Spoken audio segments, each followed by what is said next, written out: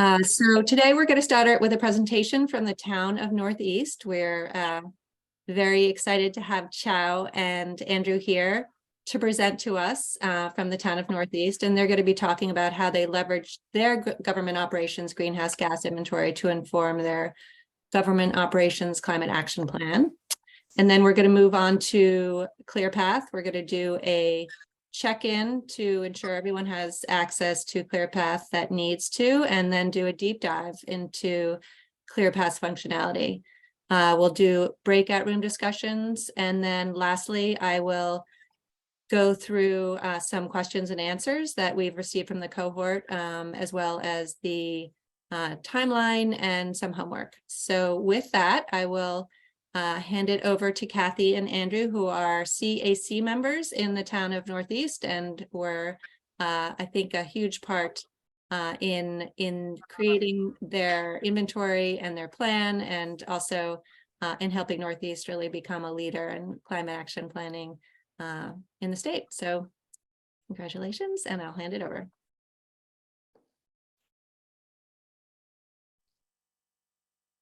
Okay, so here we are in the town of Northeast.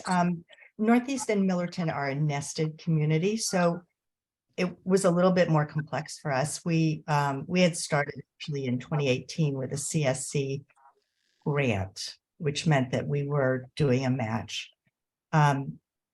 We did the inventory for the town of Northeast and the village of Millerton separately, and then we put them together for our climate action plan because it made sense to be making decisions as one whole community, not necessarily as two separate municipalities. And we hired a consultant, First Environment. They're out of New Jersey, but they had done the studies for Dover, and this followed a lot the template that they had put together for that. So we started by defining what it was that we were going to measure, and we chose 2020 as our base year. And so the boundaries that we put together are temporal, organizational, and operational. So temporal means we were only recording measurements from 2020. That was so that we could compare that to what would happen in the future. Organizational boundaries, there are certain things that are not under governmental control of the municipalities. So the fire district is not part of the town. The school district, the village hall actually is rented, so that wasn't included in our inventory because we don't have control over it. So, and then the operational boundaries, we had scope 1, 2, and 3, and 3 was just the commutes. So our big aha was our landfill, and we'll get back to that later, but the landfill emissions are fugitive emissions, so they're part of scope 1. So the good news is this project actually got us more actions from CSC. We had started with benchmarking, which was a pretty good warm-up to doing the entire greenhouse gas inventory. It's a little bit simpler, if you will, because it's fewer items. The tool is a little different, but it was a good warm-up. And then we did both the inventory and the climate action plan. And then there's also this PE10 action, which is fairly new, to do a tracking tool over time. And that's especially helpful because the whole reason to do this is to find out how you can improve your emissions over time. So our hero of a bookkeeper had always had this great system, and it was just simple spreadsheets. She puts together an Excel spreadsheet. Every time she has a bill, she sticks it in there. So her records were fantastic. And these records, amazingly, are used for so many things, not just our purposes, but it turned out to be a really good system. The town had the system, the village did not have the system, and the village was just much more complicated, you know, to go through boxes of old bills and stuff. So we did count employee commutes, which is emissions. And we did this a couple different ways for the two different municipalities. And what was the easier way was really to put it under the, each department head was responsible for collecting the commutes from all the employees. And it just comes down to how far you drive, what you're driving, how many days, the average, the vehicle efficiency. That really is, there's a big difference between somebody who drives a pickup truck and somebody who drives a car. So that was how we did that. It can be complicated, it doesn't have to be. So for the town, without the landfill, this was our greenhouse gas emissions. The town is extremely simple because it's only rural. We don't have a village in the town. So our pie chart just shows basically vehicle fleet was almost all of it. We only have 2 streetlights. So the village, when we add the village, they do have, the employee commute was much more substantial. Part of that is the police department was commuting long distances, so that was relevant. The vehicle fleet again was the biggest thing, and the buildings. Had we had a village hall that belonged to us, that blue pie piece would have been bigger. So here's a real shocker, and this was such a shocker to us as a town. We had no idea. The landfill is 93% of our emissions. So that was a lot of, and continues to be a lot of the decision making as we decide what to put our efforts and our money into. So the way we chose what to focus on were these considerations. So what's the reduction if we're going to do this project? How meaningful is that going to be? More importantly, even to that, to the municipalities, was what's it going to cost? And there's a flip side to that, which is what are the savings? And then short, medium, and long term. So we did 1 year, we did 3 year, and we did 10 year. And then the decision making was really the ability to cost effectively meet the targets. So it's really just a bang for the buck. What's the most meaningful thing that we can do? So we put together 3 different timeframes, and these are the things.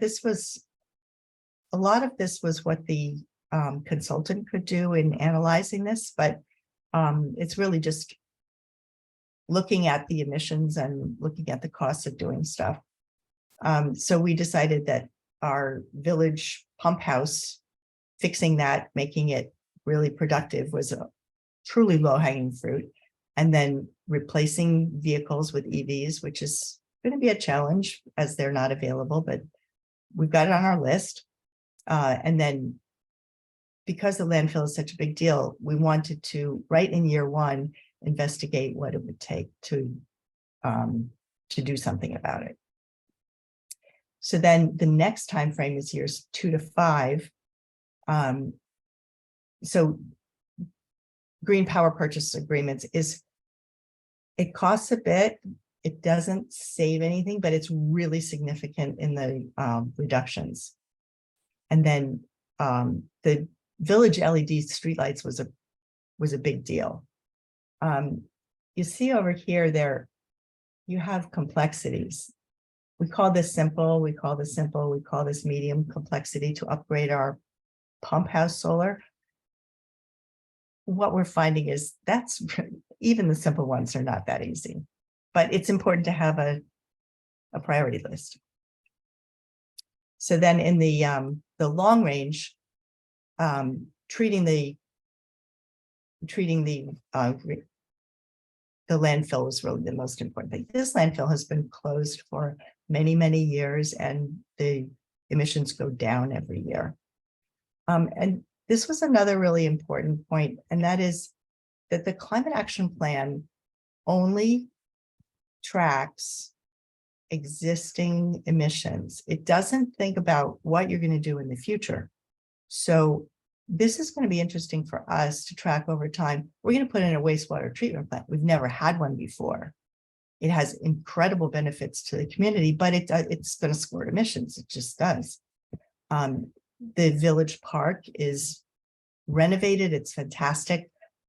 The swimming pool is being reopened. And so that's going to take some emission, that's going to cause emissions as well. We are building a new highway garage. We're consolidating both highway garages into one building, which will be a very efficient building, but it has a lot more capabilities to it. So that'll be really interesting to see. And by tracking all these things, that's going to allow us to do it. So this is just an example of this landfill mitigation. Over time, the emissions go way down. And it's been closed for 20 years already. So as we look into the next 20 years, the emissions are going to shrink to kind of insignificant.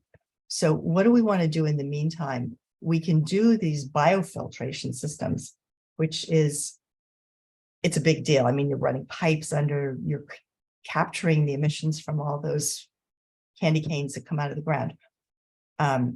And it's expensive. It can be as much as $150,000. So do we really want to spend that kind of taxpayer money, our neighbors' money, to do something that's going to decrease over time? Is that money well spent? We're also looking, of course, at putting solar on the landfill, which makes a lot of sense. It doesn't cut down on the emissions that are going to be squirting out of it, but it has a different kind of benefit. So that these become our priority actions. A lot of it has to do with the pump house, because that's our little solar. We have a little solar field like this that's not working very well. So making that work properly, possibly even expanding. That's what the village can do along with their streetlights.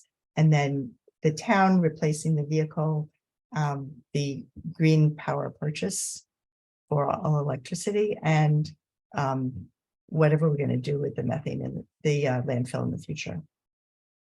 So that's where we are, and happy to take questions.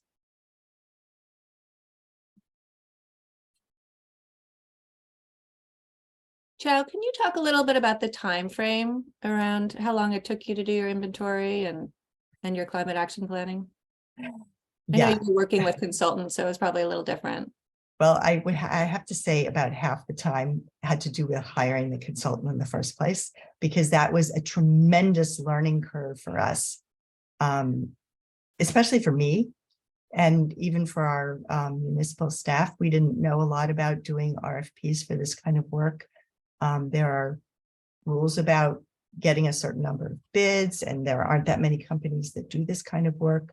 So that was, we went through many different iterations of how this RFP was going to be done. And we got proposals and we evaluated the different companies. And it seems to me, Kale, you might have even been helpful in us developing that RFP. We asked a lot of people a lot of questions. I think you helped. And then I would say, Andrew, how long did we actually work on this? 2 years, maybe? Uh-oh, Andrew's muted. He was in the trenches collecting all this information. So I think once the consultant came on board, it was probably about an 18-month period of time. And again, we had done benchmarking in advance of this. There we go. Yeah, it was about 2 years. Mm-hmm. So someone just asked how we calculated the landfill emissions.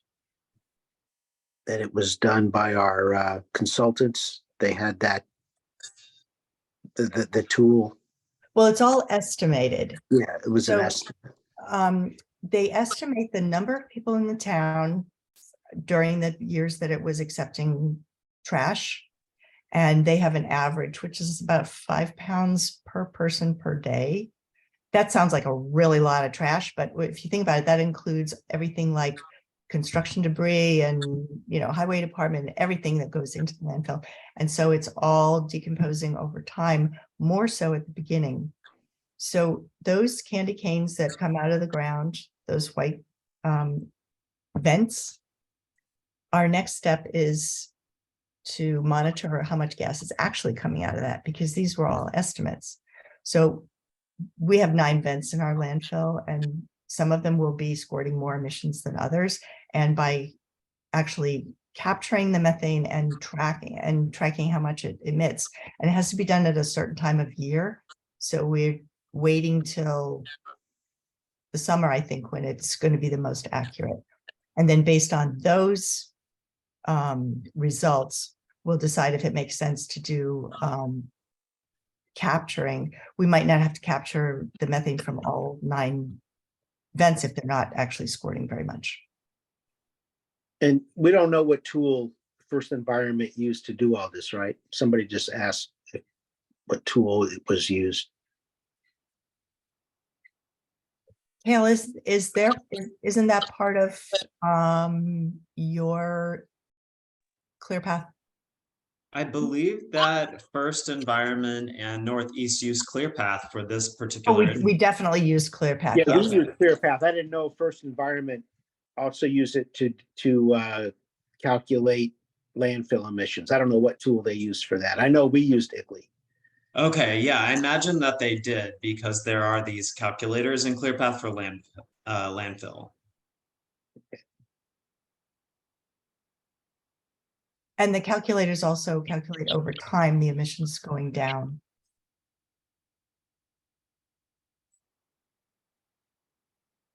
All right. Any other questions for Andrew or Chow? All right. Well, I want to thank you. The reports that are that First Environment did for us are really good, and it's on our website. It's public, and so you're welcome to shamelessly crib from our studies. Can I ask a question, Chow? Yeah.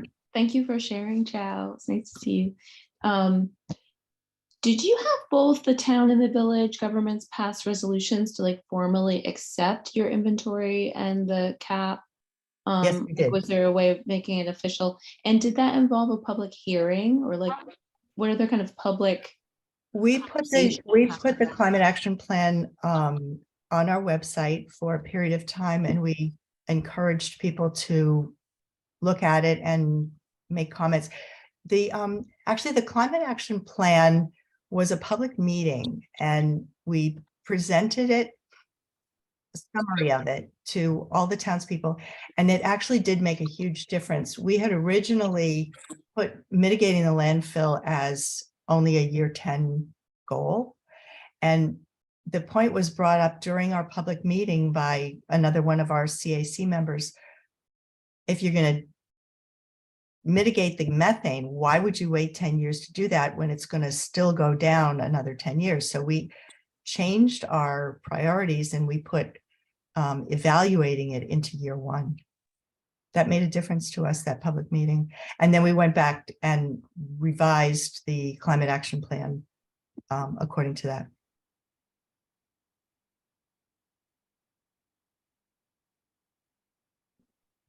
Thank you. That's All interesting. right.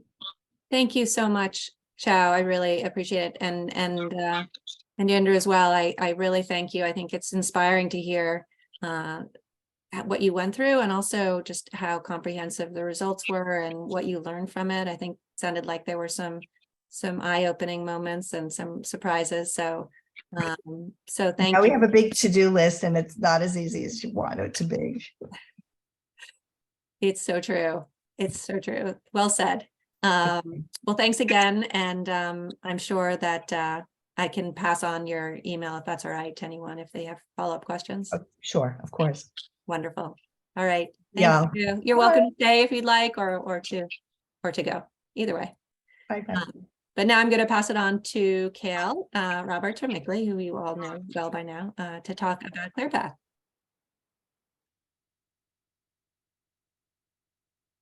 Great. Hello, everyone. That was a great presentation from Northeast, and to show One path to creating a greenhouse gas inventory is to work with external consultants. Another path that you all are probably most likely on is to manage this process in-house. In either case, you can see that communities will partner with ICLEI and use this ClearPath Climate Planner tool. Because it's this tool that we've been talking about. I hope it's not a mystery, but not everyone has been in this tool or seen it to date.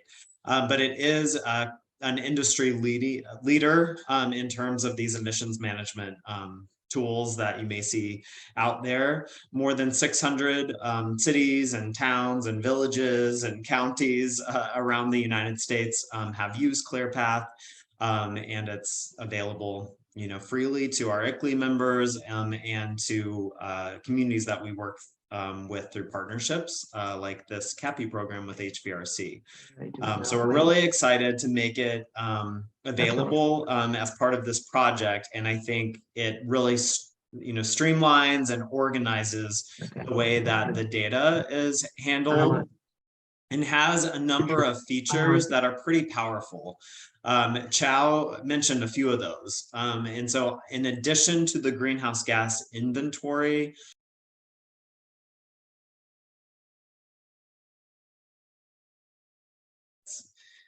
in addition to the inventory work, oh my gosh, it's like this digital world and all these things dinging. The tool ClearPath lets you then take your data from your inventory and forecast emissions change over time.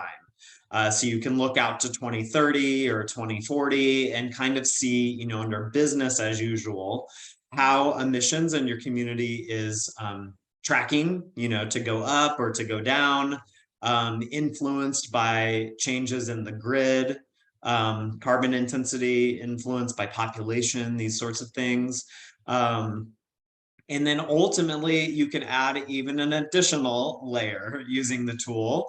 And that is to quantify the emissions reduction from various actions. So maybe your local government is going to replace its boiler. Maybe it's considering a landfill methane capture program, like what Chow was mentioning Northeast was considering. All of those actions and many more can be modeled in ClearPath to show, a total, strategy that you're putting together that, adds up the emissions reduction across a broad range of actions to meet your goal. So that's kind of the work ahead, but it all starts on this foundation of having a greenhouse gas inventory. So for the next little bit, we will take our first look at a demo of the ClearPath tool, and then hopefully orient everyone to how this is going to operate. Last time we all were together, Caroline showed us this data workbook that you've already had access to in more an Excel or a Google Sheet format. Like we were saying then, the data workbook mirrors ClearPath, but it's an offline tool. The data workbook is. It's really like your holding ground as you're getting data in from your many different providers and many different formats. It helps you condition the data, as we say, or get it in the right units and right format, so that you're ready when you open the ClearPath tool, which is web-based and online. You're really ready to just copy and paste for the most part. You've gone through that conditioning step. So I wanted to call that out because you might wonder, didn't we already go through a tools demo or something? And that is how the data workbook and ClearPath interact. For some of you, if you're feeling like you're ready to go and using ClearPath, you want to bypass that Excel file and just enter your data directly into the ClearPath tool, that's totally fine. Very acceptable to do that. But want to say if you're feeling instead like, your data is still actively coming in and you need that holding ground space in the data workbook, I would encourage you to, first get everything cleaned up and organized in the workbook so that you feel, ready to go using the ClearPath tool when the time comes. So with that, let's do a screen share and I'll walk you through what the ClearPath tool looks like and what it's all about. So I'll get pulled up here.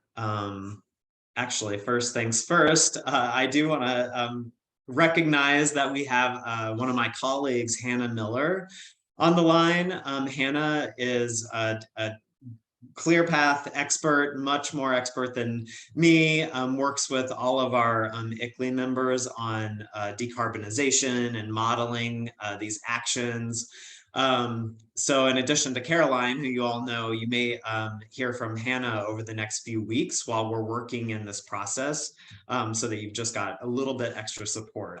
So thank you, Hannah, for being here with us.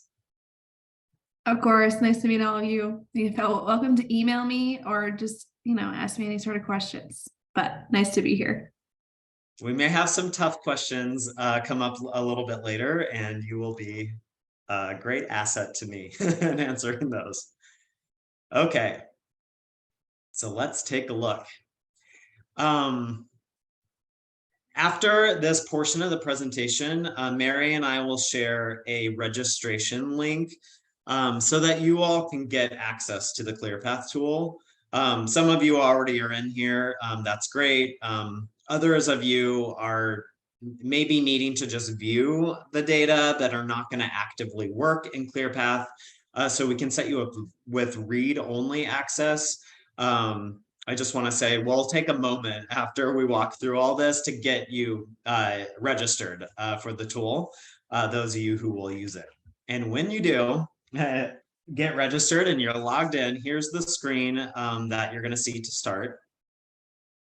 Move some of this Zoom stuff out of the way. A little bit of background on the different portions of the tool or on this home screen here. In general, the tool's not, over the top fancy. It's, very like simple, and we like it simple so that it's easy to navigate. And once you get into the sections that you need to work in, you can, not so easily click away from that section and just keep everything kind of flowing in a step-by-step kind of trajectory through using the tool. So when you log in, very easy to just scroll down here and get into a certain track. And the ClearPath tool, like your inventory work, happens in 2 tracks. So there's a government operations track. That's the one that CAPI will entirely exist within, but do want to recognize that there is a community-wide track. If you were to be doing a greenhouse gas inventory, that's community scale. All of us here in CAPI, we're working in government operations scale for our inventory, so we'll go there. So let's get started.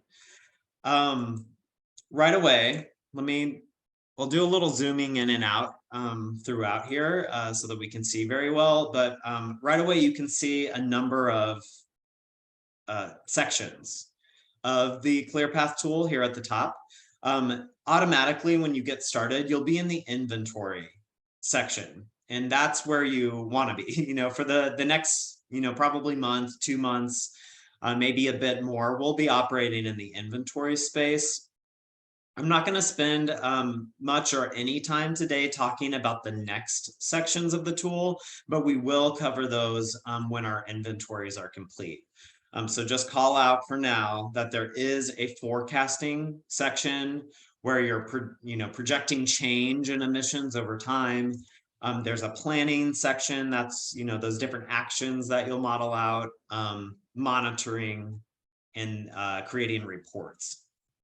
One portion of this tool or one section of the tool we will look at today are these factor sets. So we'll talk about that here in a little bit. Great. So let's continue on looking at inventories. I'll keep the screen a little bit zoomed in here so that we all can see it. There are training videos. I know that Hannah's at work creating a even more refreshed set, but these are good references as you get working along. I mean, then today's session is recorded too, so you'll be able to review this. Whenever you're creating your inventory, your community likely will have a blank slate. You know, you're creating your new inventory.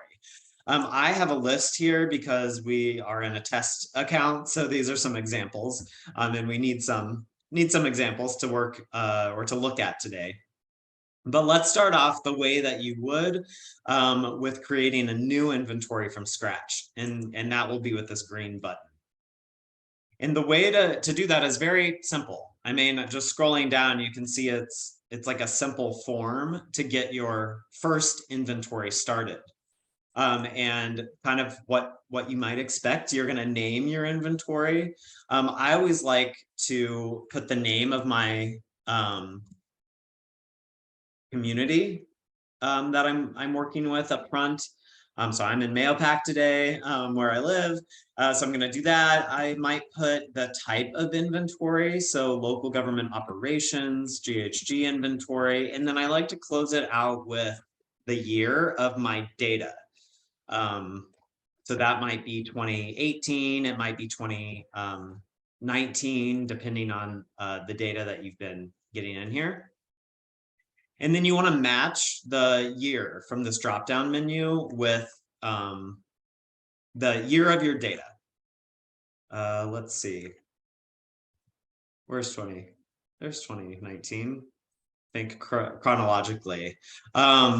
You know, you could even do something like in parentheses, like produced in 2023 or created maybe in 2023. Something that's very descriptive for, you know, someone in the future that might be looking in this tool. We never delete any data out of ClearPath. So you don't need to be an ICLEI member in the future. Your data will always be here for you, and you can, even without being an ICLEI member, you can always log in and view it and download it to a spreadsheet, all of that. So yeah, it's possible that someone in the future might make a new inventory and want to log in and see your work.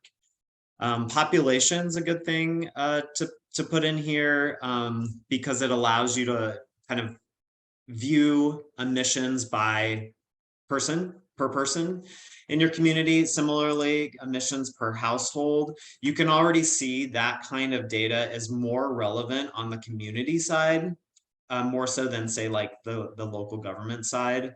But it still could be good to set you up in the tool to include this kind of stuff. Some of these are harder to get data, and honestly, feel free to skip them if they're not easy on hand. Your commercial, workforce size, your commercial square footage, residential, similarly. You're in the government operations mode now, so not essential to have those details, but they're here. Currency, maybe Hannah and I can look into setting this as a default for the US dollar. As you work on maybe modeling a natural gas usage over time, electricity rates over time, these kinds of things can be expressed in currency. So like how much you're paying to date and how much you're projected to pay on energy. So that's why you'd put a currency in there. Finally, now or later, you can designate this inventory as your official one.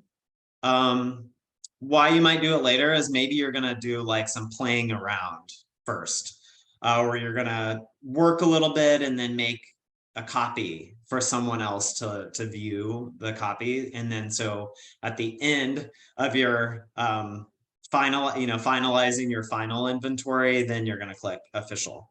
But it's good to like signal to whoever's in the tool which one of these inventories is your official one for your community.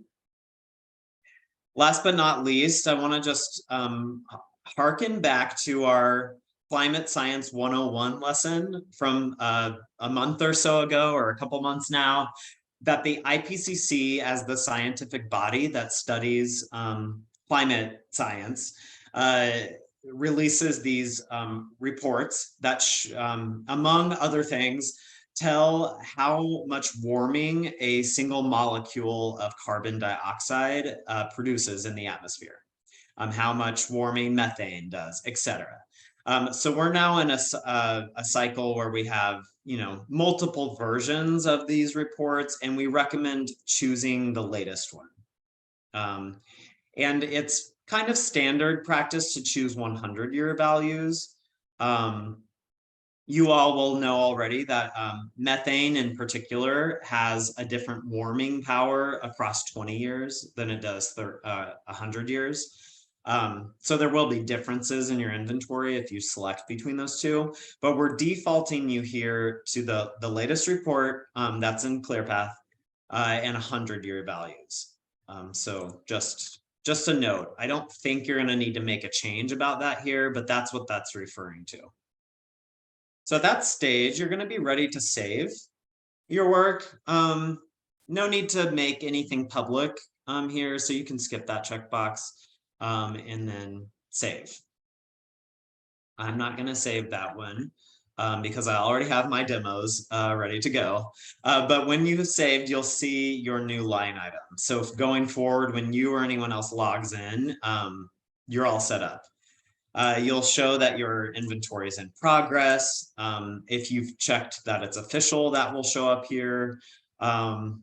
Your data year, whether you've marked it as public or not, and then actions. These actions, the ones the button you're going to click to get moving on creating your inventory is always edit records. If you ever need to go back and change anything to that screen we were just looking at, FYI, that's the parameters. And then you'll hardly ever need to delete. Let me just show you. Yeah, if you were to accidentally click delete, it's going to make you click 2 buttons. So you're not at super risk of deleting anything. Okay. That was a long kind of setup introduction. But important because you're going to be creating a new inventory.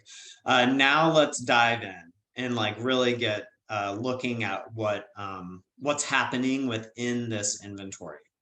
So I'm going to work in a test account. It's an imaginary village called Mikeville. 2010 data for Mikeville here. And so whenever I clicked on editing the records, all these tabs popped up. Each of these tabs are familiar. None of this should be brand new to you. They're the same sectors that we've been talking about for a few months now. 1 tab per sector. So you got your buildings, that's what's popped up first. Street lights, vehicle fleet. If your community operates a transit fleet, you'll use that tab. Not every community does. Your employee commute has its own tab. Electric power production is another one of those kind of as needed. If your government owns a power plant, you'd use that tab. Again, that's not super common. So that might be one many of you skip. Solid waste, if you own the landfill. Water and wastewater, if you own the wastewater treatment facility. And then finally, this kind of mysteriously named process and fugitive emissions. And we've talked a bit about that in the past, that it's largely referring to natural gas leakage rates and refrigerants. And we've had a number of discussions about those 2 topics. So again, not anything new here, just all presented in a kind of new format with these tabs. Let's orient to what is happening within each of these tabs, within each of these sectors. So a number of calculators you'll get here. I'm in buildings and facilities, so you can see that they're grid, heating, and district heating purchases. There's CHP systems.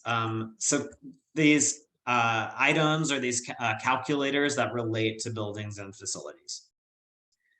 Over here on the, and we'll look at some of these, by the way. But over here on the right, as you create records, they'll keep updating in this box. So these are, you know, records that you've created show up over here on the right. And then you get these little summary visuals of what's happening within this sector, these bar pie chart bar graph. So these bar graphs are a snapshot of what's happening in the buildings and facilities sector. I mean, you can see it here. There's a pool, city hall, fire station, etc. And then this pie chart is a snapshot across the entire inventory. Often when I am taking a look at your inventories, or when Hannah and I are reviewing your data, the first thing I do is kind of scroll down here because I like to see how many pieces of the pie there are. And that just gives me a visual of, is this inventory fairly complete with data for multiple sectors?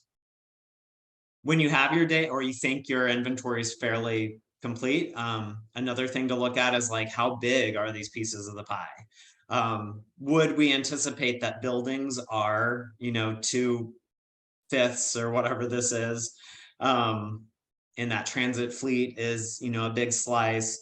So it's really just kind of a visual cue that this is in line with what you might intuitively expect. Of course, hovering over, you can see the metric tons, so it's a good summary.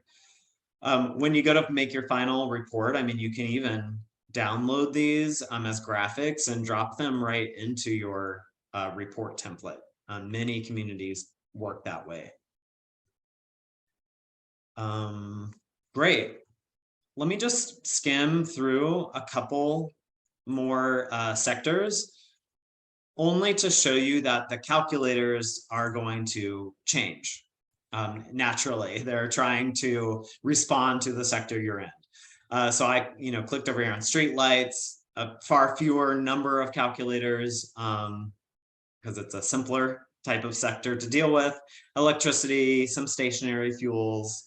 Maybe you're accounting for transmission and distribution losses. That's a little more of an advanced kind of accounting that we can touch on. Vehicle fleet, everyone's going to be using this. So again, looking at emissions associated with fleet and with off-road vehicles. Mary will have a segment in our FAQs corner where we talk a little bit more about off-road vehicles, but in short, we're meaning like lawn mowers and service vehicles, stuff like that. Great. Let me touch on actually a couple more of these that are a bit more complicated in terms of the calculators that are offered.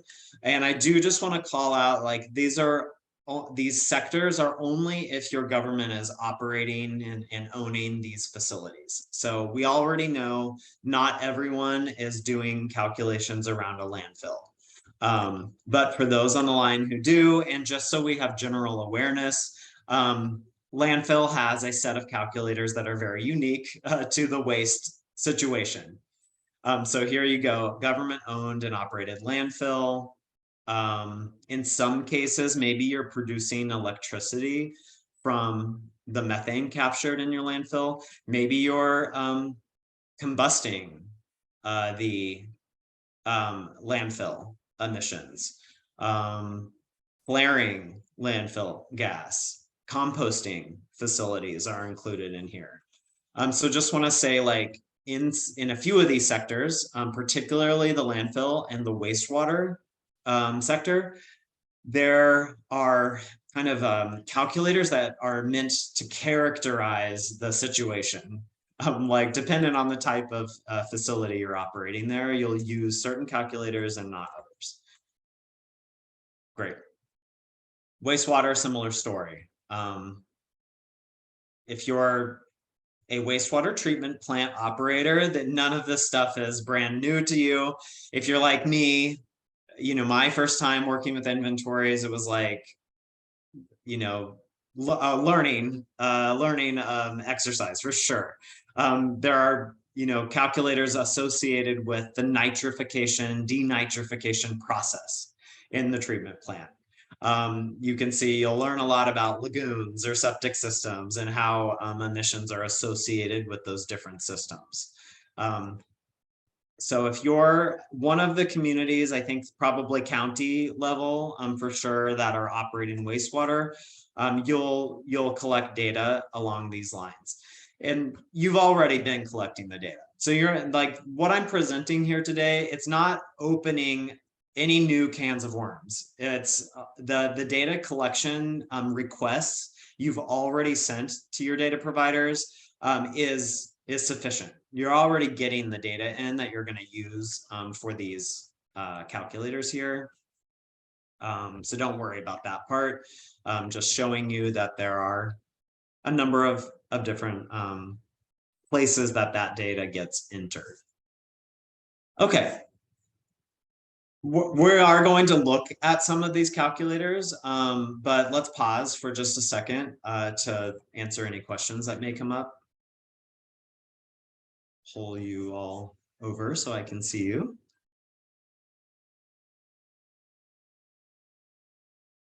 Maybe all pretty straightforward. Gail, I just have a comment, which is just in case this wasn't entirely clear, this dashboard at the top with the different tabs completely aligns with the sectors that we've discussed, the 6 sectors, except with with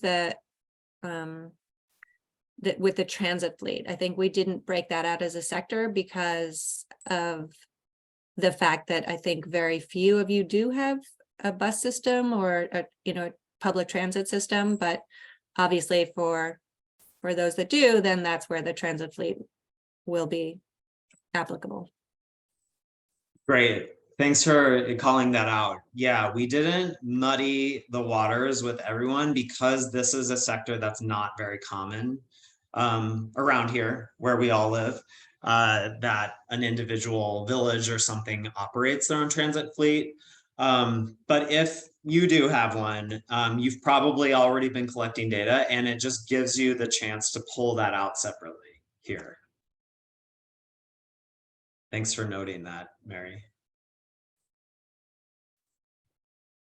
Great. I also want to pause because Hannah is the expert on this. And Hannah, do you want to supplement anything that I said so far with any expertise? Not really. Kale covered everything exactly how I would already. So the parameters, you guys are welcome. Just like letting everyone know, ClearPath is not permanent in the sense that if you delete something or you enter in an incorrect number, you can always go back and change it. So don't be afraid to play around in the software, enter in a crazy number just to see how those emissions change. And it's a great tool for visualizing your emissions. And then also, Vanessa, I'm typing out your answer right now. But the tool can use population-based calculations in some wastewater areas. So it just depends what area you're trying to calculate based for population-based. If it's electricity and everything like that, that would come from the utility. If it's for some of the other numbers, we can look at how to do a population-based calculation on that. You can follow up with me via email. But yeah, otherwise Kale covered everything the same way I would so far. Awesome. That is what I strive to do, is to present the way that Hannah does. Hannah's a great teacher on our team. So thanks for joining us here. Let's take some time then to dive into an actual calculator, the place where you're going to enter data so that we can see what that looks like. I'm back here on buildings and facilities because that's one for me that's easy to like wrap my head around. It's fairly straightforward in my mind. A building has electricity and it has stationary fuels. When we say that word stationary fuels, we mean like natural gas is the big one, but also could be propane or kerosene. I know not not everyone's collecting that detailed of data on every fuel type, but those are the fuels that we're referring to as stationary. So all of you will definitely use these first two calculators, the grid, electricity and natural gas for sure. The rest of these, I like to think of them as needed. Like if you do have a district heating system that you're purchasing power for, or steam, is here, then you will use that calculator. If not, you're skipping. District cooling, CHP systems. If you're uncertain, always, of course, send it over here, and Hannah, Caroline, Mary, and I will help you discern that. You've got a full team supporting you, and I think that's pretty clear. Hannah, I have a question for you. Now that I have you with me on one of these calls, I am never clear why the removals from trees and forests is in the building sector. Is there a reason? Actually, I was wondering the same thing, because when I Okay. was looking at the CO2 eBay records, I was like, trees in public street. I was like, I wonder what that is. So just for everyone, letting you know, our technical lead, Eli, has been working on the back end to revamp some calculators and reorganize a little bit. So I'm wondering if this one maybe shouldn't be here. So just if anyone encounters any bugs as they're going through this, please do let us know, because like I said, there is some code that does get mixed up every once in a while. So any sort of issues that you have, please do flag them for us. Great. Thanks for clarifying that. Yeah. So don't worry about the forests and trees. The good news about ClearPath is, as you can see, we're constantly updating it.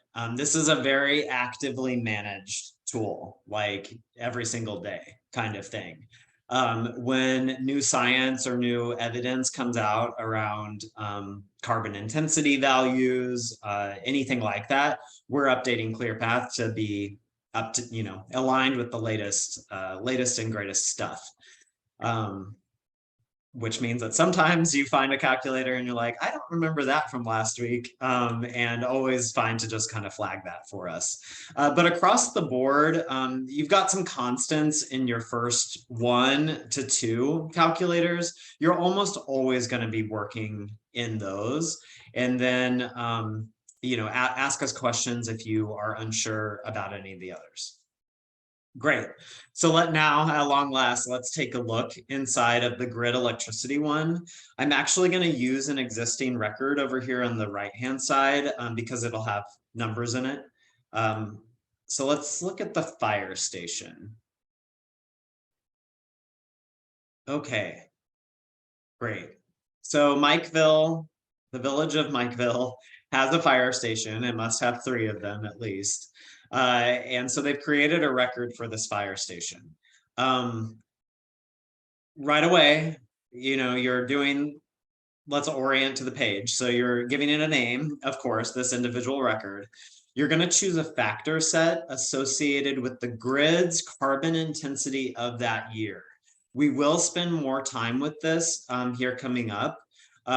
What factor sets are and how you select them. But just want to, for now, call out that anytime you're working with the electricity grid, you're defining a factor set associated with that grid. Again, we'll spend a moment like talking all about the factor sets, but you're choosing them from a dropdown. Orientation still, there's an inputs section. This is where you enter data, and an outputs section. This is where you're getting the numbers, the calculations that ultimately make it into your final report outputs. You've got your overviews here, your visuals that are automatically updating as you change data around. And then last couple of things to note on the page are a notes section. So anytime you are detailing the process to collect this data, you may be having to make details or special changes to the methodology. And that's really good to spell out anytime you've had to, like, I don't know, convert from kilowatt hours to megawatt hours, or, you know, something along those lines. It's good to talk about your methods. And then the last thing I like to put in here are the contact details of the data provider. So like if you went to your utility and you know it's an actual human being, put their name and their email address, you know, anything that's going to help someone replicate this process in a future year. You may put like, you know, I collected this as part of CAPI, or like this was the easiest to get data for in the inventory. Any kind of notes like that are fair game here in the notes part. Finally, you've got this upload button where you can attach your source file. Maybe that's an Excel sheet, maybe I know a lot of PDFs have been circulating from your utility. And so that's what you're gonna attach here, so that when you save it, you'll have a new line item in your records box, and everything's saved together in one space, you know, going forward on that record. Great. With that, let's talk about the inputs. Your data requests that you have to the utility and others are hopefully yielding fruit. You're getting your data back in, and it's coming to you in a format that you might anticipate. We're in electricity, so you're getting data in probably in kilowatt hours. So for fire station number 3, it's using 250,000 kilowatt hours in 2019, in the calendar year that we requested for. So pretty straightforward there. The other things that you can see marked as optional, but are good to include, is maybe the daily occupancy. How many people are typically in the fire station each day on just an average day of the year? Operating hours, often that's tied to like how long lights are on, that kind of thing. And then the total square footage of the fire station helps you, report out ultimately on like emissions per square foot, or kilowatt hour, electricity used per square foot in that building. Is this facility owned and operated by the government? Most cases you're going to click yes, because that's what you've been collecting data for, is your owned facilities. Okay, Hannah, any special notes about what I just said, or this tags field? You might be able to clarify if people need to watch out for that. Yeah, so everyone is welcome to use the tag function. I personally do not see it very often. You're welcome to do so if you want, if it helps clarify what certain records should go where. For example, if you're in the buildings and facilities, as you see here, we have City Hall and Fire Station chunked out. However, some individuals will just be given a overall electricity value for all of their municipal operations buildings. So that way you could just tag it as all muni operations or something along those lines. It may not be chunked out in the way that this is. Also, when you're looking at that inputs table, it is very important to make sure that when it says were emissions calculated externally from ClearPath, that you put no there. And then also for that facility owned and operated, that is also very important. It helps designate the scopes within ClearPath, so that if you're going to be using this inventory later on for forecasting, the software recognizes where the different records should go, and it makes it easier for that process later on. And as Kale mentioned, all of those optional fields truly are optional. However, any and all supplemental information that you have is highly encouraged, just because it does help as you are looking at planning or even forecasting in the future. If you're like, okay, our daily occupancy is 100, but oh my gosh, that doubles to 200 next year, then you're going to probably see more electricity being used unless you are implementing more energy efficiency measures or something along those lines to track why usage is changing with some of those optional fields. Otherwise, Kale, if you want to scroll down just a little bit, when you look at that output table, to ensure that you have a proper or complete record, It's really important to check that CO2, CH4, N2O, and CO2e to make sure those have values in that value table. Just saying it one more time, just to reiterate, is that if those values are filled out, you almost always have a complete record. That is what I always check. So when Kayla and I would do any reviews of your inventory, we're going to scroll down to that output table and check those values. So as you're starting to go through your own records, it is nice to look at those values and do your own internal QA/QC first.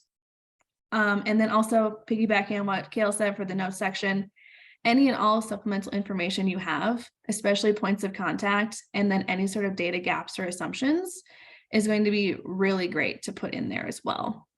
Again, any information that you provide in there, as Kayla and I would go through and review your inventories, that's where we're going to check for information too, just to make sure that the inputs that you have in the input table make sense, because we're not going to spend time digging into each data source that you have attached, but rather an overview of what's in your inventory already. But otherwise, Kayla covered everything and you guys are in good hands. We got you. Great, thank you, Hannah. Excellent points about what's going on in these drop downs. Thanks for reminding. I will just add one more sentence of detail about why we're clicking no here. You're wanting to tell ClearPath, this tool, to run the calculation. So you're saying, I did not already calculate this. It was not calculated externally. ClearPath tool, please do the calculation. So that's why you're saying, no, it was not calculated externally. Kale and Hannah, we do have a question in the chat about pump stations. So it says, can we take a look at an example, say for sewer pump stations? Do we simply add the total electricity outputs for each? And that's the number entered into electricity used. In other words, I'm not entering an input for each sewer pump station, correct? It can go either way. So I have seen individuals, my personal preference is to add all of your pump stations together and put that in the buildings and facilities electricity usage. However, I have seen different communities where they do want to chunk out every single pump station, and that is completely up to you. You do also have the option to put it in the water and wastewater treatment facilities in that emissions from grid electricity area. So one caveat that I should mention is that buildings and facilities and water and wastewater treatment facilities have some of the same calculators, and it depends where you want to represent that information. So you're going to be getting electricity usage for your water and wastewater treatment facilities, and it's up to you whether you want to put that in buildings and facilities or water and wastewater. That's just choosing to represent it in either of those sectors. Just make sure you're not double counting. So just if you subtract it from buildings and facilities, put it in water and wastewater. And if you're going to put it in buildings and facilities, do not put it in water and wastewater, unless you want to use this really cool function that Kayla actually has up right here, where it says information only. So where we have that pump station number 1, if that electricity use is already in buildings and facilities, you can make a record in water and wastewater, mark it as information only, enter in those same electricity values and everything that you have. And then that way it's still in the water and wastewater area in case you want to toggle how you use that information later on. If that was a lot, let me know. If that didn't help, also let me know. And Hannah, just to expand on that question. So I guess it's obviously easier to group them all together and just put one number in, but the advantage of breaking it out is that then you can compare usage by pump, so that if, say, there's one pump that's producing a particularly large amount of emissions, you would know that. Is that right? Exactly, yes. So if you have one gnarly pump station that's just, sucking all the electricity, you guys are able to identify that and be like, okay, what's going on with pump station number 6? What's going on here? So that could be an advantageous area, or just group them together, and then you can do an individual analysis later. Thank you.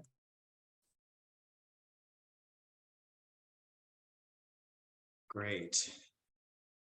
Does that make sense to everyone? How to avoid double counting? Good. Don't be afraid to say that you need that repeated, because it was a lot of clarity right there. Okay, Thank did you. we? Thank you for answering that question because we have like over 30 sewer pump stations in the town of Poughkeepsie. So I just, for time's sake or efficiency, I just wanted to make sure that we kind of understood what we're supposed to do. Excellent. Yeah, thanks for raising that. Okay.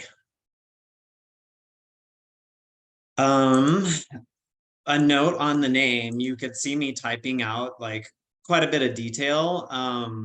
And this, I did not mention on the buildings, but like fire station number 3 is okay as a name, but like what if fire station number 3 had an electricity record, a natural gas record, maybe a propane record? I think it's really good to include like your fuel type.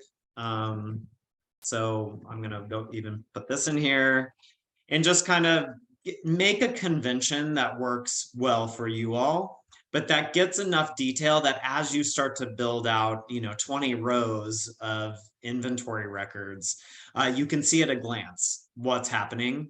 Like maybe you won't always need to put your name of your community up front, but at least putting the fuel type, I got the year. The year. This one we made information only because we're putting we wanted to include it or wrap it up in the buildings and facilities sector 2. So I'm just calling that out here because ultimately you may have a spreadsheet that you're sharing around and you want everyone to be able to see the lines at a glance and know what's going on. So good naming. Okay. Let's look at just a handful of other calculators that have a little bit of variation of the inputs so that you can, just get oriented. We'll look at vehicle fleet because I know everyone's going to use this one. And we'll look at, let's see, let's just do kind of a standard car and truck overview.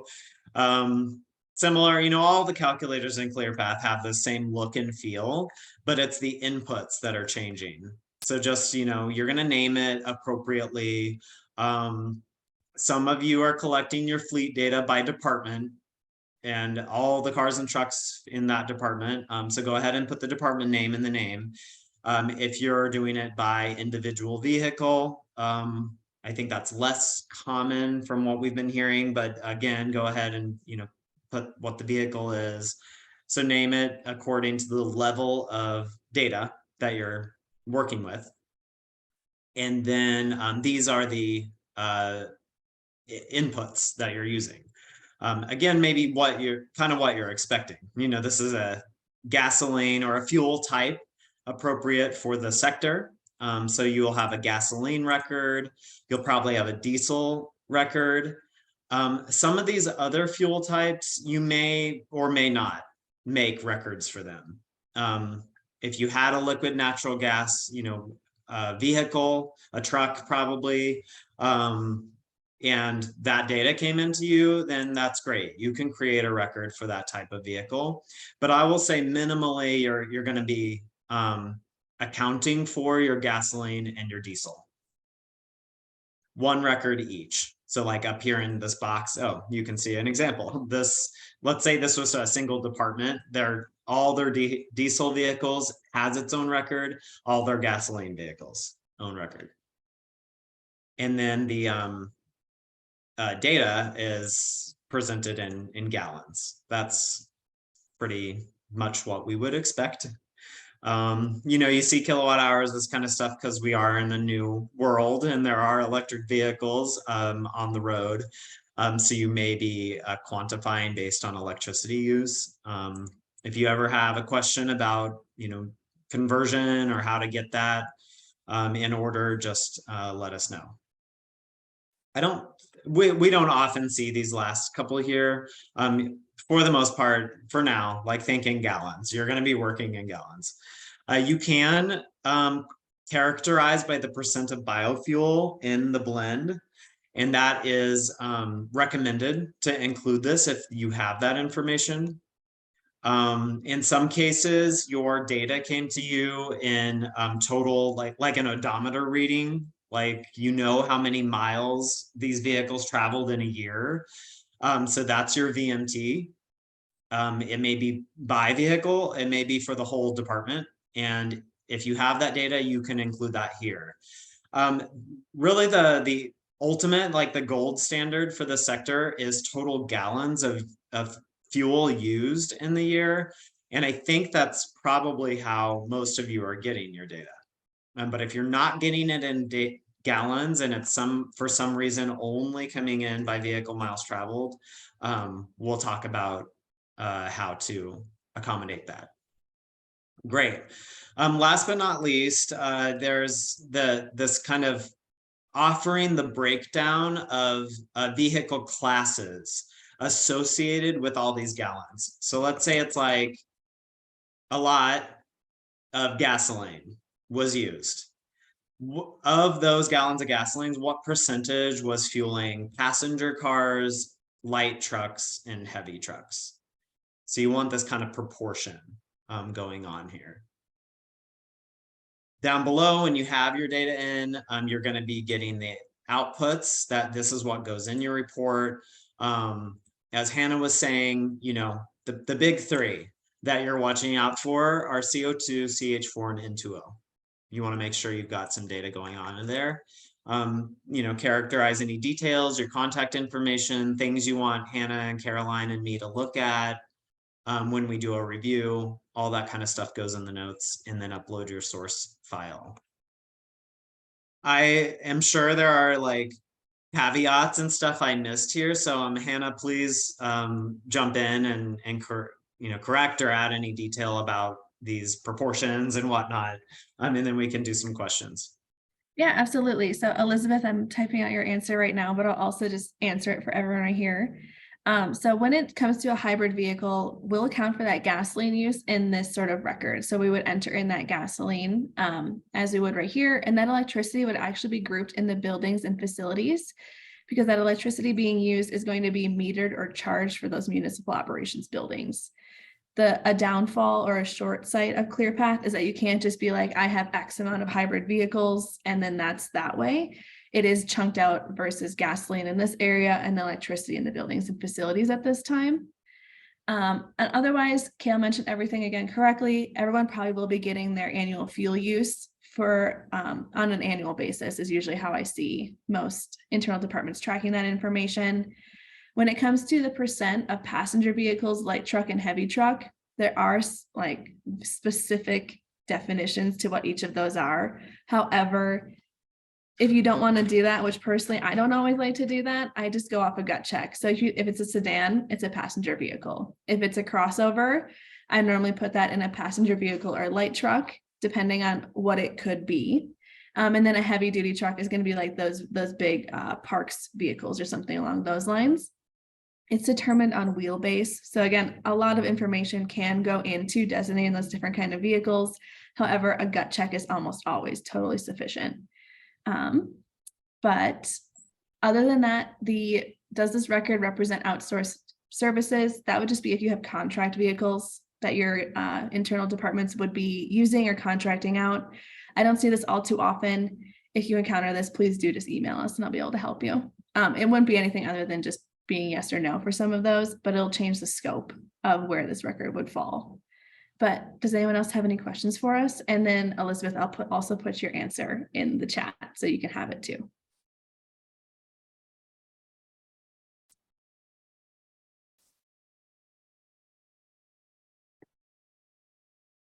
So helpful. Thank you, Hannah.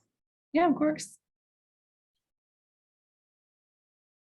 Pausing here. Mary, how many more minutes do we have? You can go for another 5 or 10 if you want, or we can wrap up, whatever you think is sufficient. Oh no, there's always more to say. So I just want to like maybe what we can do here is a viewer's choice. We have time to look at one more set of record inputs for another sector, maybe one of the more, challenging or complex ones. And then we'll just spend a couple of minutes talking about the factor sets before we close out this portion of today. So yeah, viewer's choice. Is there a certain sector that you want to make sure we touch on?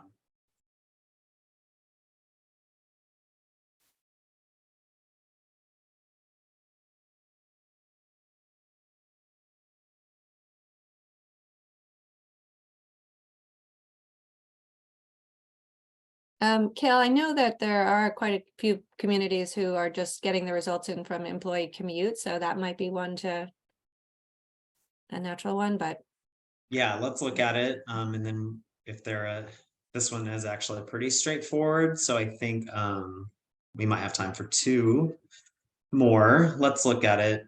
You could see there right away that it's employee commute, driving, transit use. Someone might be taking the train, yeah, where we all are at. That's possible.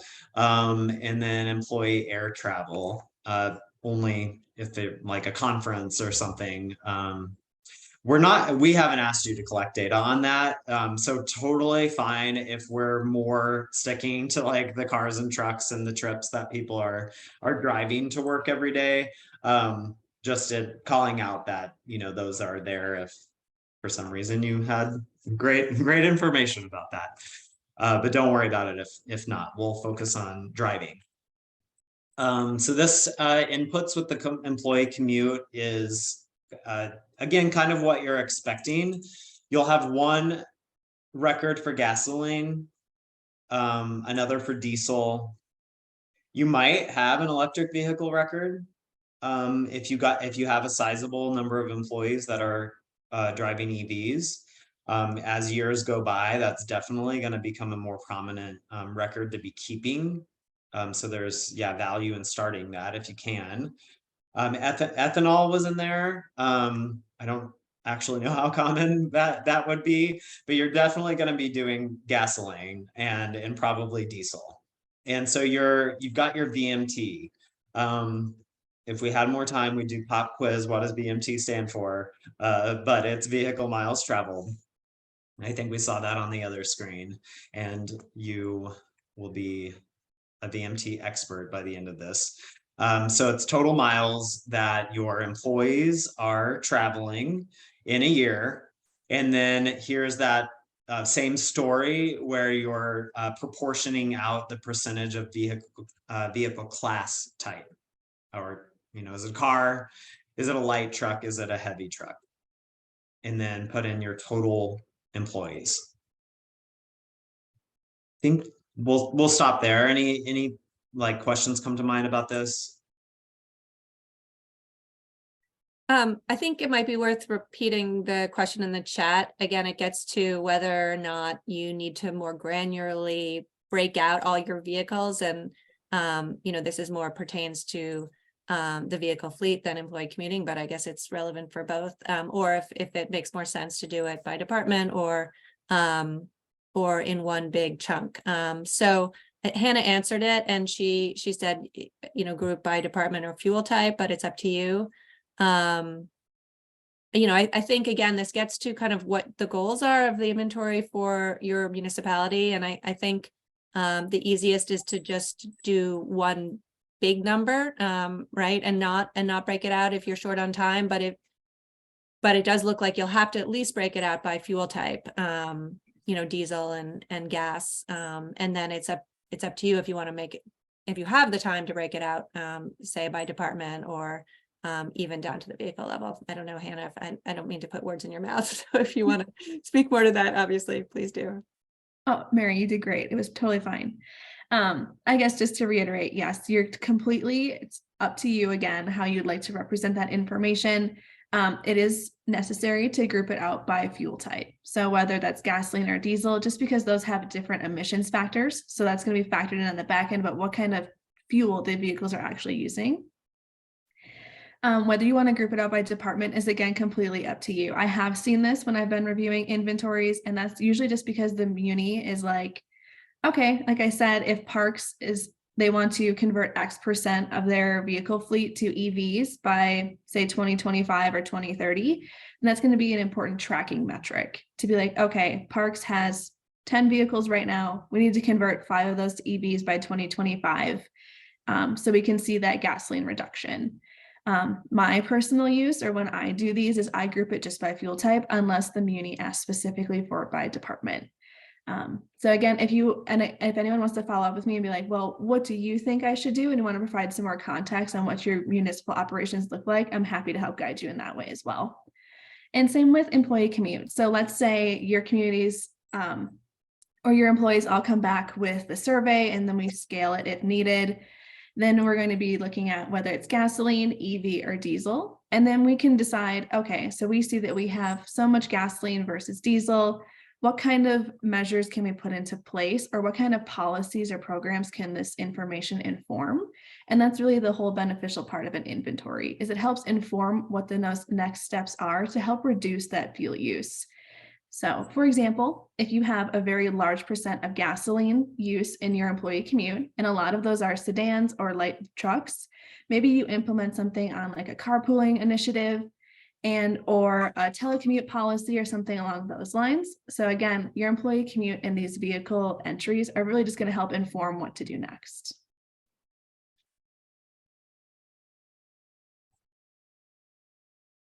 Great summary. Okay, let's talk about factor sets so that we don't miss it. I will just put a plug in for office hours because ClearPath will be a strong focus of office hours going forward. So that's Tuesday at 10, every Tuesday at 10. I just added Hannah, you might have already been there, but Hannah, Caroline, Mary, you'll have your team and we can get into any of this stuff in the coming weeks there. So let's finish demo today with a quick discussion about factor sets. I won't do a pop quiz, but we'll do a reminder instead. Factor sets are referring to emissions factors or another way to say it is the carbon intensity of these various systems underlying the sectors. That was a really wonky way to talk about it, but like grid electricity. Obviously the grid has a carbon intensity. You know, the grid is producing carbon at a certain rate as we turn our lights on and stuff. So whenever we talk about factor sets, that's what it is. It's putting some values in that are the multipliers that our calculators can use to give us an emissions total at the end. We need to know the multipliers of the carbon intensity of these systems to do that. So the factor sets we work with are for these first three. So transportation has a factor set, solid waste does, and the grid does. There are a few more things in here, and those come into play when we get into forecasting. They're like defining population change and how fast the grid is greening, renewables rates, that kind of stuff. You can see fuel prices going here. So just saying like there is more in this factor sets tab, but we're concerned with in the inventory these first three. I'm going to open up grid electricity first because it's fairly straightforward, again, in my mind. It's that carbon intensity of the grid. And so you can see you can have multiple grid carbon values, grid factor sets. We've got a bunch in here in our the back end of ClearPath, and they're for different years. And we've talked about this a lot, but it's like from year to year, the grid is like cleaner or dirtier. You know, it's not a static thing. It's it fluctuates, hopefully, and here in New York, getting cleaner. So the grid in 2018 is different than it is in 2019. And so what you'll use is a factor set that we've actually preloaded. I could have used that surprise at the end to relieve us all, but I'll use it at the beginning. We've preloaded your factor sets. So you don't really have to worry about like finding this information, but I want you to know what's happening on the back end of the tool. So you'll have a grid emissions factor for was trying to scroll down to see if I saw 2018 and 2019, the years we're working with, but they'll be in here, and it will say, I think eGrid is what we have, the EPA's regional estimates. We have looked at those. So for your year, you'll have pounds of CO2 per megawatt hour. You'll have pounds of methane per gigawatt hour. That's how the data is presented. And then finally, nitrous oxide per gigawatt hour. So those three values are the multipliers, the calculators we looked at use. So they're in here, and we're pulling them from EPA. In some cases, like Con Ed and NYSEG is what I'm on. These utilities will sometimes publish their own emissions factors. They should not be far away off from what the EPA is publishing, but they may be a bit more refined. And so in those cases, we can make an emissions factor for those. Great. Let's look at the last two a little bit more quickly. Solid waste also has an emissions factor, handled in a bit different way. You can see a list of material types. So it's like newspaper, corrugated cardboard, food scraps. So these are material types that in a landfill break down and produce emissions. So we're not seeing glass, we don't see metal, these things that, for purposes of an inventory are not really degrading in a way that makes methane. But these material types do. And so the emissions factor is to characterize the proportion of the waste stream that has these materials in it. We're not expecting that many of your communities have that level of detail. That's okay. We've got this kind of like blanket 100% mixed solid waste. And so this is taking an EPA average for that year, for the year we work with, and saying, here's the typical waste stream. We'll just use that as the emissions factor. So that's the default that we'll all be using. Let us know, separately if you've got a good study that's been done that looks at your waste stream, and we can build this out for you. Great. Last one. It's the scary looking one because it's like a mile long, but it's actually not that intimidating because what the transportation emissions factor is asking for is only 3 numbers over and over again. So it's wanting the fuel economy of a vehicle type, and then the emissions factor, so the grams of methane per mile for that example, and nitrous oxide per mile for gas passenger cars. So you have those 3 numbers in here, and then repeats itself. What's the fuel economy for gas light trucks in those numbers, for heavy trucks in those numbers? So we use defaults. Again, you already will have this, so you don't have to worry too much about getting anything in here. But those are coming from the Energy Information Agency, EIA, and we get those every year for the most recent year. So those will be populated in here, but now you know what's running under the hood of ClearPath. Great, so let's stop there. We can answer any final questions and then move over to Mary.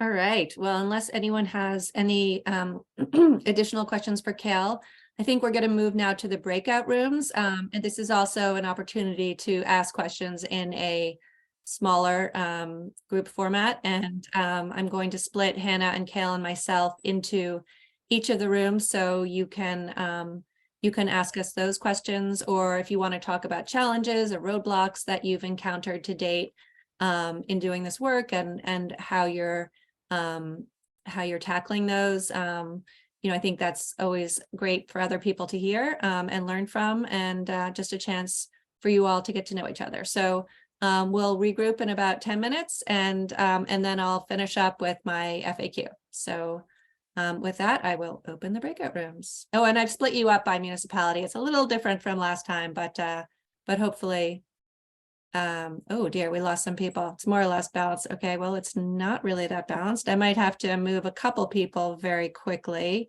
So I will do that now, but yeah, okay. I will join the group 1 too. So see you soon.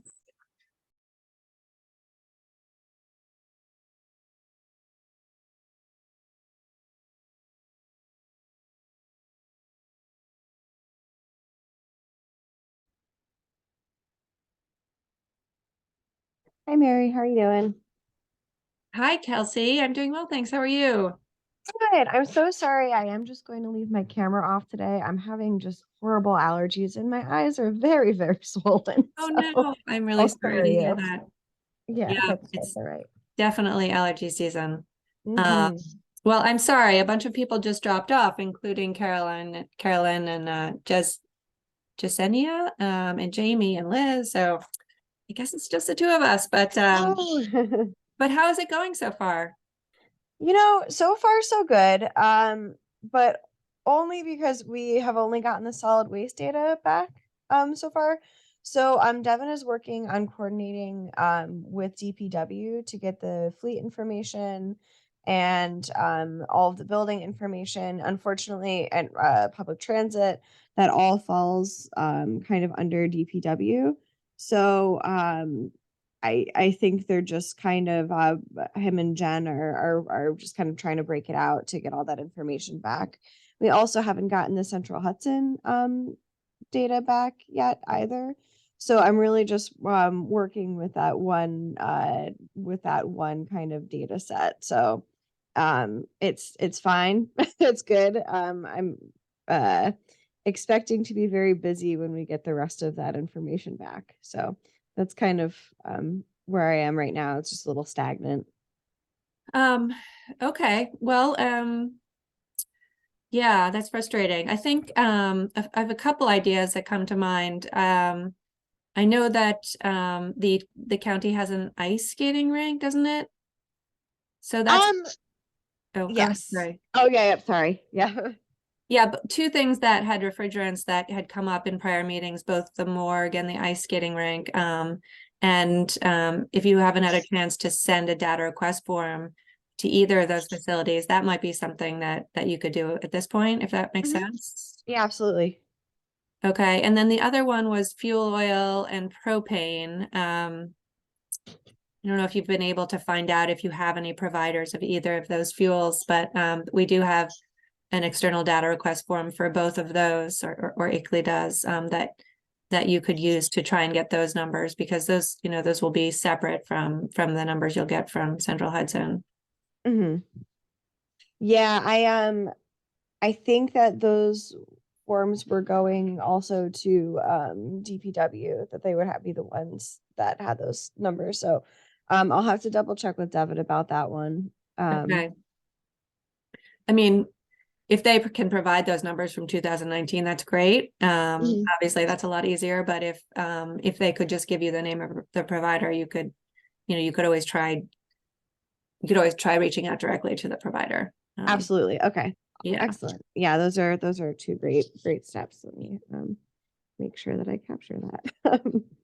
Yeah, and if you want, like with some of the other municipalities, I'm having almost weekly meetings where we kind of go through the list, like a big checklist, and sort of say, okay, where are we on this, and where are you on that? And in some cases I can be helpful, in most cases I can't, but I just act as sort of a project manager to help make sure that nothing falls through the cracks, or if you're having issues, we can address them. It just kind of helps to, I think, have another set of eyes sometimes on the list, and brainstorm ideas for trying to get data. Yeah, absolutely. And I do apologize for not making it to office hours as frequently. Just had a lot of conflicts pop up. So yeah, I No definitely worries. want to utilize those more often as we're starting to get more data in. Yeah, I mean, office hours is great too, but I think, having a meeting specific to the county might not be a bad idea, like just where we sure. can go over, just generally, you know, where you are and kind of what needs to get done. Because I'm finding that there definitely are times where people are thinking, okay, there's nothing I can do, when in fact, there are things that can be done. So, you know, just an idea, but up to you, obviously. Yeah, I think that would be really helpful if you have the time to do that. I don't you know, it sounds like this project is keeping you very, very busy. Yeah, no, so- but I mean, this is, you know, I love doing this, and I think it's really important to, you know, to get to know the communities, and I know Kale and Caroline feel the same way. So Mhm. you know, we're eager to help, and I think you know, we'd schedule these meetings, these one-on-one meetings especially for the counties. So you know, feel free to use us. Absolutely. Yeah, I'm sure you'll be hearing from me soon to maybe start scheduling some of those. Yeah, I think it would Good. be really helpful. Yeah. Good. I'm glad to hear that. I hope that you know, people understand that they can reach out to us. Sometimes the office hours have been a little bit scant in terms of participation. So it's hard to know kind of where people are, but it's really helpful to us to just have a, you know, regular check-in or semi-regular, just to kind of get a pulse on the process for you all. Hmm. Great. Yeah, that would be definitely appreciated. So so thanks for that offer. And, you know, one thing that you can do too is, like, if you think it would be helpful to invite like someone from the DPW to join the meeting. I know that we did that with White Plains, and the woman was so incredibly helpful and kind of knew like so much about the buildings and the facilities and about the fleet. And she could just kind of answer questions really quickly, like, oh, is this building owned and operated by the county or by, in this case, by the city? You know, and which department runs it. And so just to, you know, sort of build knowledge around kind of the data and what you're seeing, because sometimes, you know, even when you get the data, it's going to be hard to figure out in cases like what building or facility it pertains to. Yeah, especially on the county level too. It definitely is pretty overwhelming. And especially as somebody who doesn't really have a lot of working knowledge of what's going on with a lot of their facilities. And yeah, it's definitely will be helpful to have that context when I actually get the data in. So yeah, I really thought it was helpful to have that meeting with Carrie Russell for the solid waste. So maybe that's something that we can coordinate for DPW too. Because I know Devin and Jen were going to maybe try to sit down and go through some of the information with him. I'm not sure if that's happened yet, but maybe we can pull everybody in so that, you know, we're making sure we're asking the right questions and getting the right information. Yeah, no, I think that would go a long way. Also, I noticed that the email that Carrie sent, you know, sort of as follow-up, didn't include a number for the county, like an overall number. Did she provide that to you separately? Because it just had a breakdown by municipality, but it didn't include all the municipalities. So I didn't know if we're still waiting for more from her. I think it was included in the attachment. She sent back the completed data request form. Oh, fantastic. Okay. Yeah, so we got everything we needed. Okay. Yeah. Okay. And that number made sense? Like, did it seem like just sort of when you eyeballed it, did it kind of seem like it could be accurate relative to like the municipalities and? Yes, yeah, I think it looked okay. Okay. Yeah, I mean, you know, she should know, so that's great. But yeah, it didn't seem like she could get all of the municipalities either. So I think I'm going to follow up with her and just try and get a sense of how we should approach some of the municipalities where she couldn't get a number, because rural carting, unfortunately, basically wrote me back and said they don't have bandwidth to answer any of my questions. So, oh, that's a shame. yeah, it was too bad. But you know, it's funny, my colleague lives in Beacon and she had done Beacon's inventory, and so she reached out to them a couple of years ago and they had responded in the same way. So I guess not totally surprising. Yeah, and it makes me kind of wonder too if I mean, they have to have a mechanism for tracking that information, right? So You would I think. wonder, yeah, I wonder if that's really what the issue is, if it's just not recorded and they don't want to say so. Who knows though? Yeah, or just still if a it's like shame. extra work for them and they, they just don't want to bother. And in which case, like, I would think that at some point, if the county does have a close relationship with them, it might be something worth escalating, just to help inform and educate them on why this greenhouse gas inventory is important and, just how helpful it would be if they could be more helpful. Yeah, absolutely. Yeah. But one step at a time and obviously like I it could just be the person I reached out to too. I don't know if there are other people maybe that could be more helpful. Yeah. And also I just think I need to ask Carrie a couple more questions, like whether or not in certain cases the data that she gave me was inclusive of Royal's data or not. So it's not totally clear to me when Royal uses the county's waste transfer system and when they don't. So it's a little tricky, this whole waste world. Yes, yeah, it's not a place where I would like to live in long term. The waste world. Yeah, no, that That's a doesn't lot make of- it sound very nice, does it? Yeah. Although it's super interesting. I was looking at those emission factors from Kale's presentation and, the fact that like leaves, when they break down, they don't produce any emissions, whereas like food scraps was the highest. So apparently, it just makes the case for composting, I think, even greater. Oh, absolutely. So I'm sure you could get quite wonky about this world and really educate people, because I think there's a lot of room for education. Hmm. Yeah, it's kind of interesting going through this process just with like my climate smart communities goggles on too. Especially working with the Dutchess County Task Force now too. Kind of looking for opportunities to maybe like marry the two projects a little bit. So Oh yeah, definitely. I would think that would be very much there's a lot of synergies there. yeah, absolutely. All right, well, we have 10 seconds, so I'm not sure if we're going to get cut off at that point, but if we do, I will see you back in the main room. All right, perfect. Thanks so much. Sure.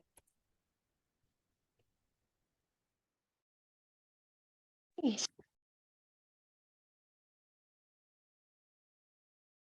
right, I think we'll get. Oh, we're the only ones who came back.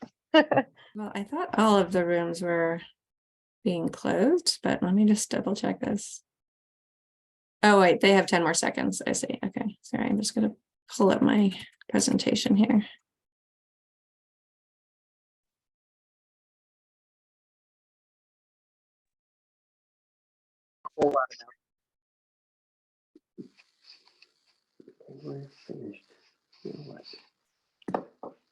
All right, welcome back, everyone. I think we have most everyone here now.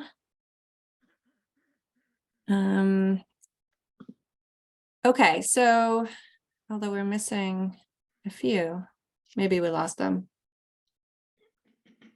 All right. Well, I'll continue on, and if they join us, they'll join us. So I'm gonna just finish up with a quick presentation on some questions that have been asked recently to me and Kale and Caroline, and from this cohort and from the other cohort, and hopefully they'll be useful for you. And then I'll talk a little bit about the timeline and next steps, and we will go from there.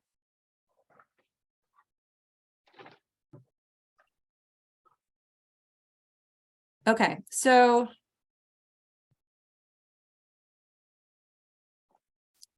first I wanted to ask a quick question to you all. I think, when looking at Kale's presentation and thinking about this whole process, this question came to mind as an important one to ask at this point, which is that what sector do you think will be your municipality's largest source of greenhouse gas emissions? I think specifically, we just hear so much about the climate crisis now, almost on a daily basis. And,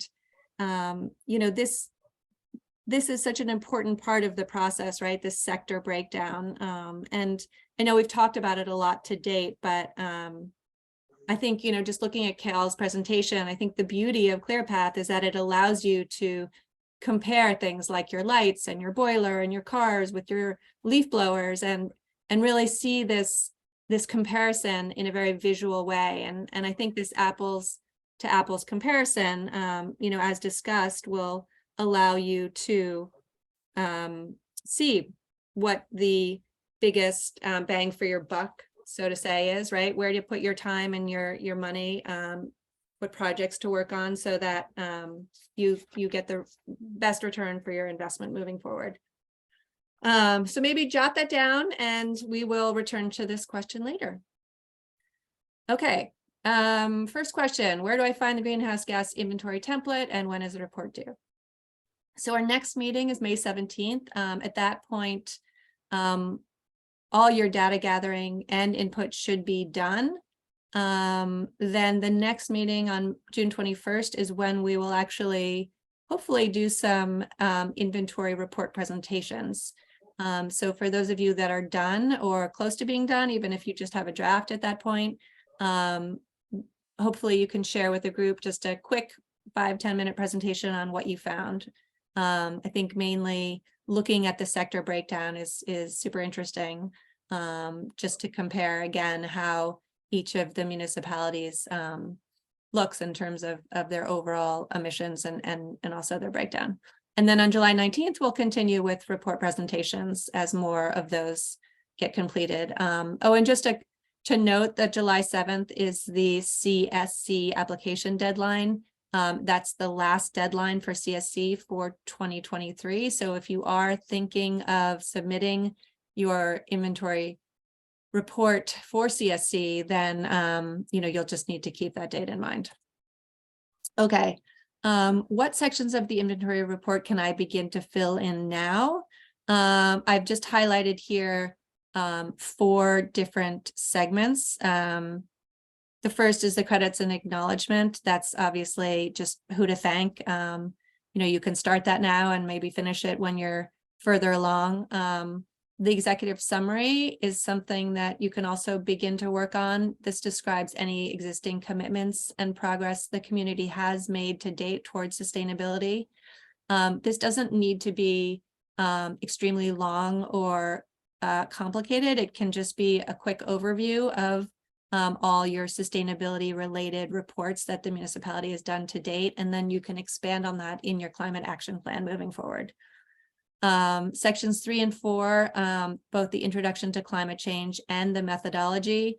In the template, there is sample ICLEI text, and you can review that text and edit it as you see fit. You're going to have to include some information specific to our inventory, the baseline year 2019, and the sectors that you've included, as well as the IPC current assessment report, which I believe is the 16th assessment report. So all 3 of those will need to be included.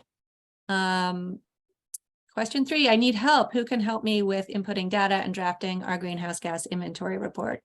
So, you know, obviously you can solicit volunteer help. It's surprising sometimes who comes forward to help when you put the word out there that help is needed on a climate action type of project. But if that proves unsuccessful, I did put some numbers in here for what Kale and I recommend in terms of an intern, a paid intern. I think if you, for instance, started with an intern at the beginning of the summer and went through the end of the year, you know, you could get someone at $15 an hour, and in roughly 40 hours, you could not only complete the inventory, but also maybe make quite a sizable dent into the climate action plan. So if you are interested, Kale works with some graduate students in a climate policy program, and I would recommend you follow up with him independently. You can also take a phased approach. We talked about that today, just inputting the totals for now, and then either inputting the details later, or just put input totals. And when you write up your report and submit it, you can refer to supporting documents that you put in the appendix. I know a lot of you have done benchmarking, or you have a fleet inventory already written up, and you know, you could just put that in as an appendix, as opposed to sort of copying and pasting every single vehicle from the fleet inventory into the ICLEI tool. And obviously there are pros and cons to that, which we talked about, but it is an option, just so you know. What happens if I have data sources that change from year to year or are not available in past years? This is more applicable to people who've already done an inventory report, and this is a follow-up one.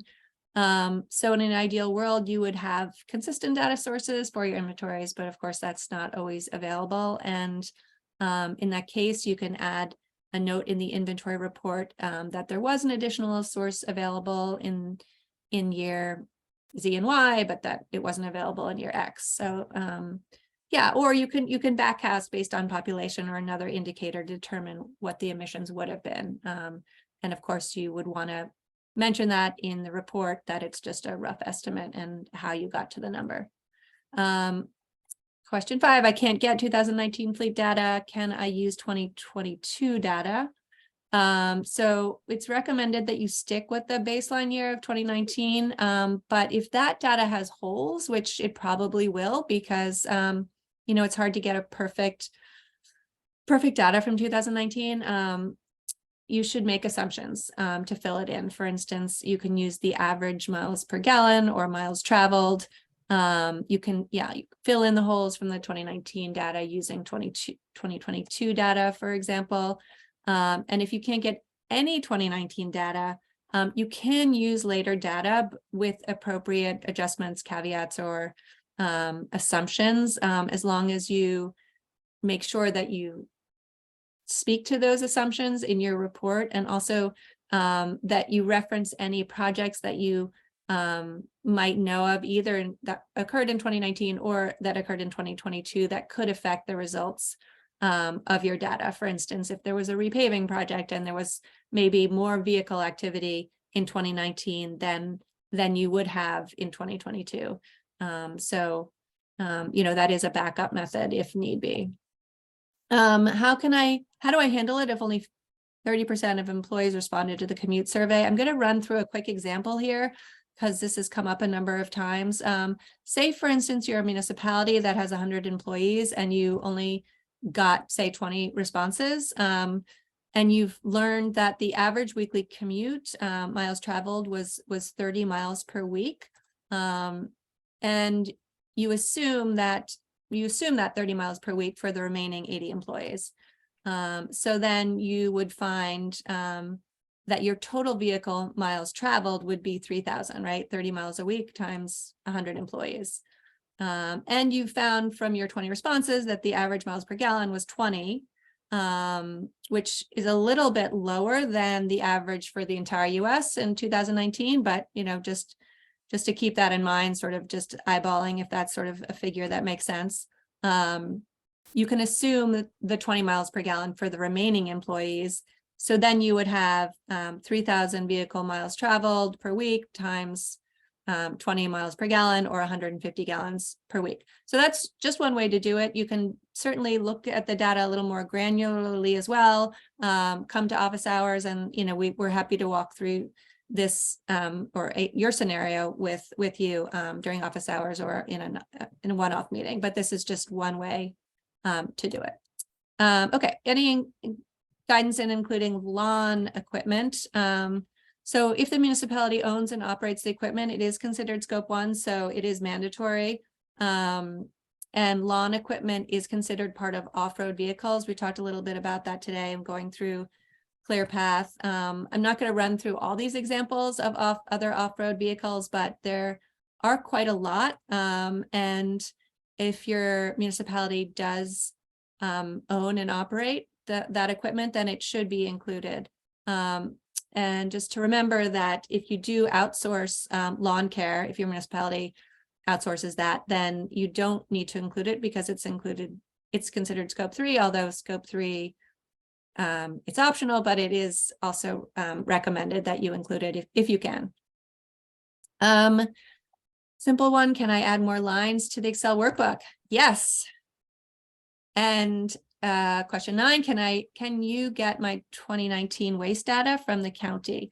So the answer is yes, I've already done that. And here is what I have heard back from Carrie Russell. She is the Deputy Commissioner of solid waste for the Dutchess County Department of Planning and Development. I'm happy to share her email with you all, but she was nice enough to do this breakdown for 2019, except she could not provide any data for the village of Rhinebeck or the village of Wappingers Falls. So we can talk about that offline for those two municipalities, and I will follow up with each of you separately with these numbers, but just wanted to let you know that that has been done. And then, of course, if you also own and operate a landfill, that will also need to be included. And then we're going to take these numbers, because this is for the entire municipality, and scale them down to represent just the people who work for the village or the town, the municipality. Do I have to explain how I got my numbers in the inventory or in the inventory report? I think we've covered this already, but definitely yes. For climate smart communities, you should explain how you calculated your numbers and any assumptions made.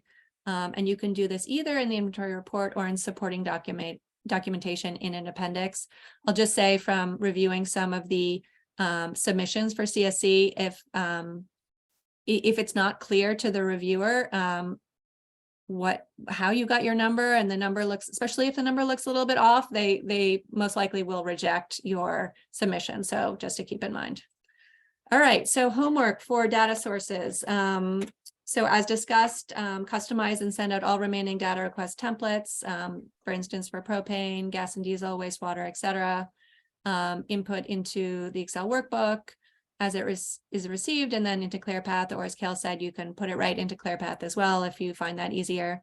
And please check in with us on your progress or roadblocks. We're here to help. We are anticipating having lots of one-on-one meetings and office hours, so we're here to help you, and we really like to get a sense of how you're doing, and make sure that there are not any roadblocks. And then, as mentioned earlier, all data collection should be complete by May 17th. For the team homework, you should download and begin to fill out the overview sections of the greenhouse gas inventory report template that I discussed earlier.